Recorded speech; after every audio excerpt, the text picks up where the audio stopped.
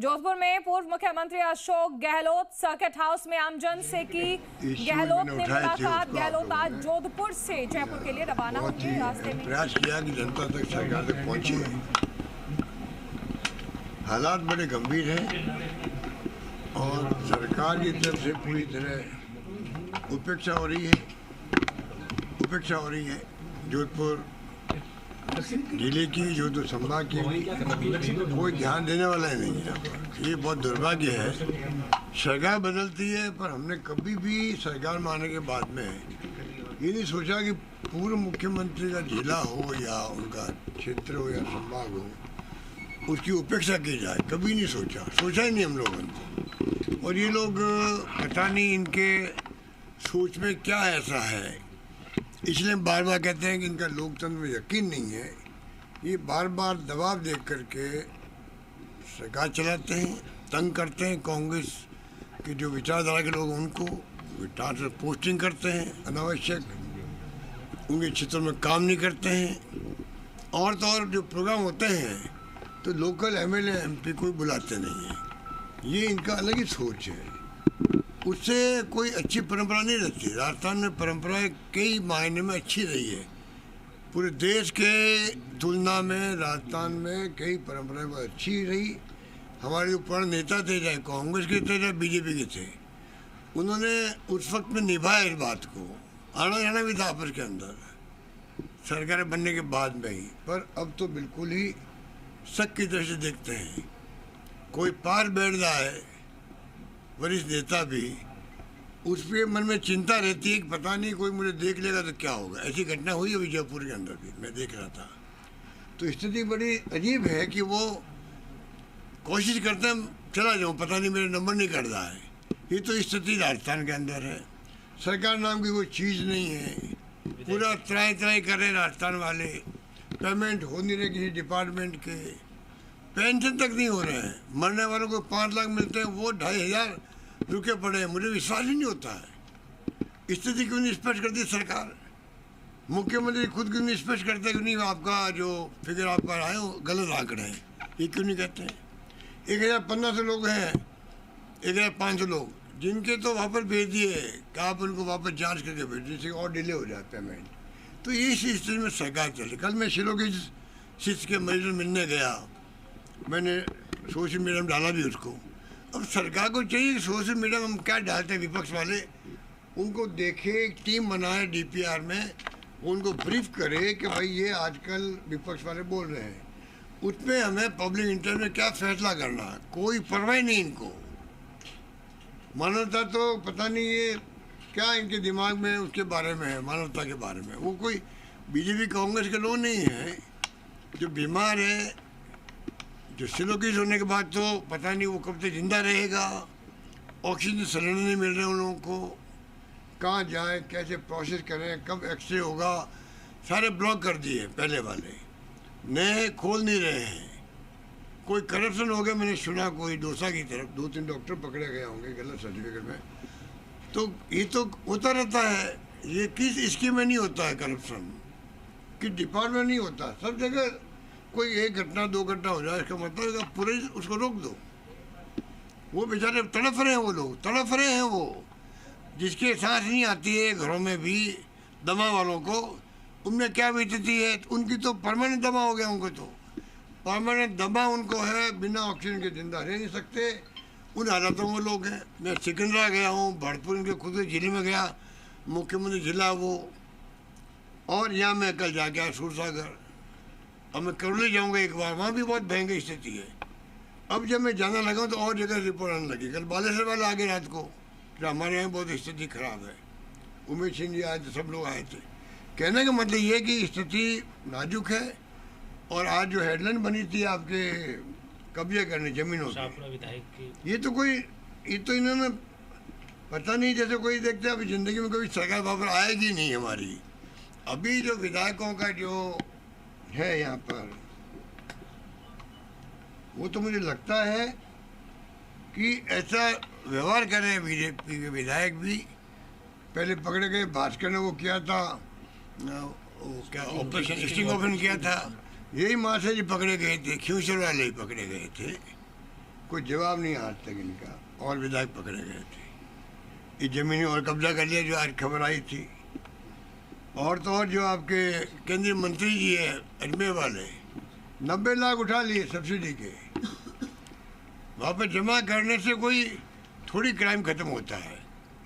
जमा करवा दिए तो करानी थे, जब पार्लियामेंट में इश्यू बन गया करानी थे।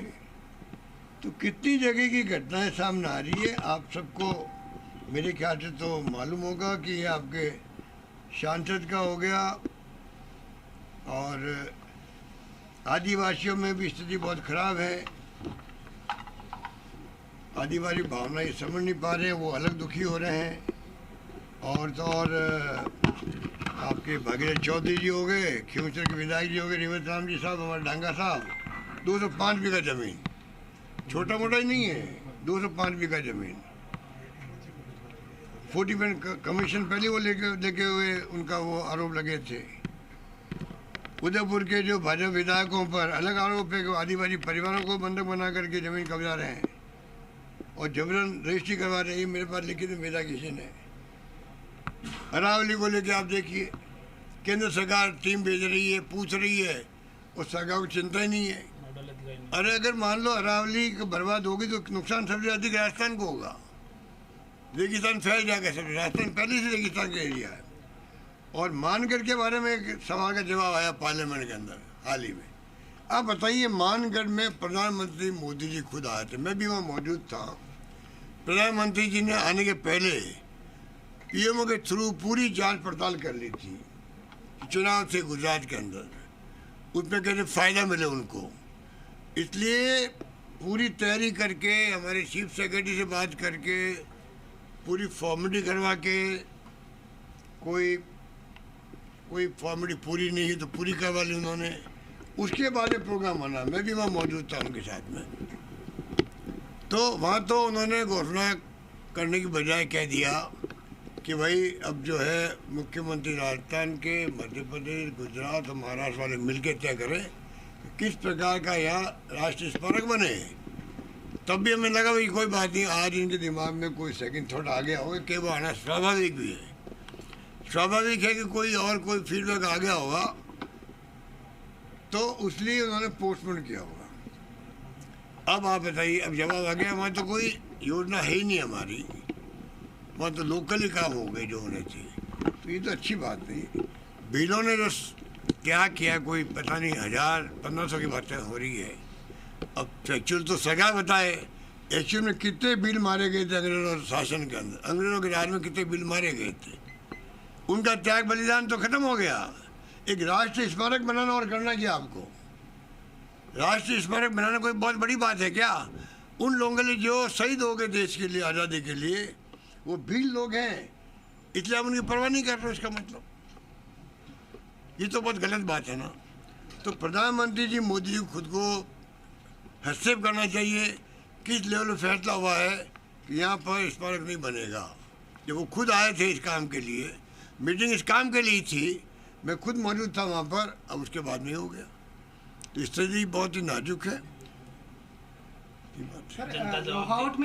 जवाब देगी समय आने पर जो स्थितियां हैं, जनता तो जवाब देने के अभी तैयार बैठी है। बिहार में उपचुनाव में देख लीजिए, इनकी हालत पतली हो गई है। बिहार में भी, मध्य प्रदेश में हम जीत गए, तो ये इनकी हालत तो खराब हो रही है। पर जनता राजस्थान में तो आप समझ लो कि बेसब्री से इंतजार कर रहे, चुनाव कब आ जाए, इतने दुखी हो गए। गवर्नेंस नाम की चीज़ नहीं है। शासन तो हो भाई, कम ज़्यादा हो अलग बात है, पर ये तो स्थिति बन गई है कि शासन नाम की चीज़ नहीं है। करप्शन अलग हो रहे हैं, भ्रष्टाचार की तो सीमा टूट गई है। कोई काम की सुनवाई होती नहीं, लोग जाए कहाँ मिलने के लिए, और मंत्री लोग मिलते नहीं जयपुर के अंदर, सबके दरवाजे बंद है। सिविल लाइन्स में मंत्रियों के दरवाजे बंद है। जनता कहाँ जाके गुस्से बता दीजिए। मुख्यमंत्री जी आप खुद बताइए, उनको कहाँ जाना चाहिए? तो सीएम ऑफिस में व्यवस्था कर दो, सब लोग वहाँ जाए, मंत्री भी वहाँ जाए, वहाँ के बैठ जाए आपकी देख रेख के अंदर। कुछ तो हो जो जनसुनवाई हो। कुछ भी नहीं हो रही है, कुछ भी नहीं हो रही। बहुत ही स्थिति खराब है राजस्थान की। यूजीसी बिल को लेकर कल भी लाठीचार्ज हुआ है, ये तो सुप्रीम कोर्ट में अभी तो रुक गया है। अब बाकी तो जो डेमोक्रेसी में कोई अपनी बात बोल सकता है, कौन किसको रोक सकता है। सर पंचायत और निकाय चुनाव है, लेकिन आरोप चुनाव जो आप ठीक कह रहे हैं, पंचायत के हैं या निकायों के हैं, उसमें तो कांग्रेस तो अपनी प्रदेश कांग्रेस कमेटी तैयारी कर रही है, लगी हुई है उसके अंदर। तो उसमें कोई मैं समझता हूँ कि कांग्रेस विजय होगी शानदार तरीके से, गाँव में भी और शहरों में भी यही माहौल है। बैठक में सर गुटबाजी के नज़ारे नजर आ रहे हैं कहीं ना कहीं। बीजेपी में हम क्या करें? स्थानीय बैठकों को अगर बीजेपी में गुटबाजी है तो उसका जिम्मेवार बेसोड़ी हो गई।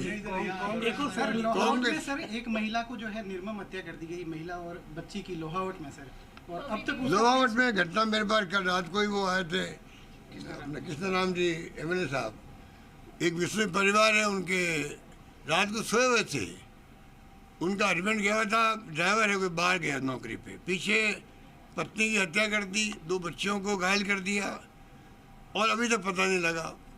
ऐसी घटनाएं हो रही है, ब्लाइंड मर्डर हो रहे हैं और सरकार कुछ नहीं कर पा रही। तो एक घटना हुई है, राजस्थान भर में किसी ज्वेलर को मार देते हैं, किसी को डकैती कर देते हैं, कानून व्यवस्था किसी की चौपट हो गई है।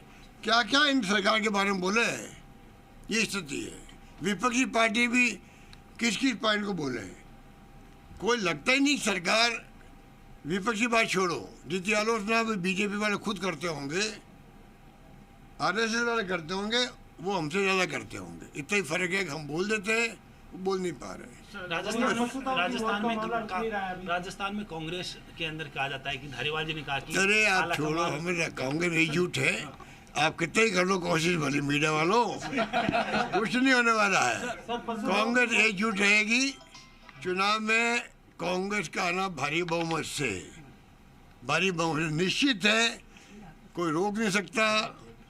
और ये नेताओं ने बातें छोड़ो, ये तो राजनीति में चाहे पूरे देश के अंदर बीजेपी हो या कोई और पार्टी हो, सब जगह कोई न कोई बात को लेके आप सवाल पूछ सकते हो, आपका हक है मीडिया वालों का।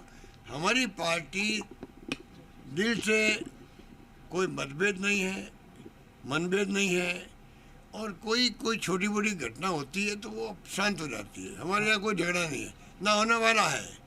चुनाव तक कोई झगड़ा नहीं होने वाला, सब एक रहेंगे। लोकसभा में जिस तरह से वो चुनाव क्या नाम चंदा चोरी को लेकर, चंदा चोरी में तो पोल खुल गई है, क्या पूछो मुझे।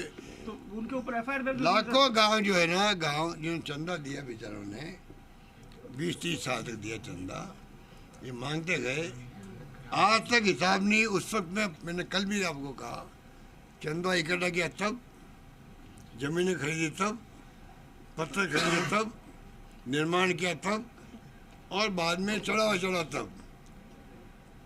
कब कब क्या क्या घोटाले हुए हैं, ये देश के सामने आना चाहिए, ये मेरा मानना है।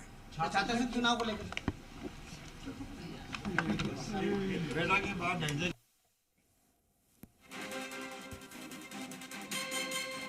पूर्व सीएम अशोक गहलोत ने सरकार पर निशाना साधा है।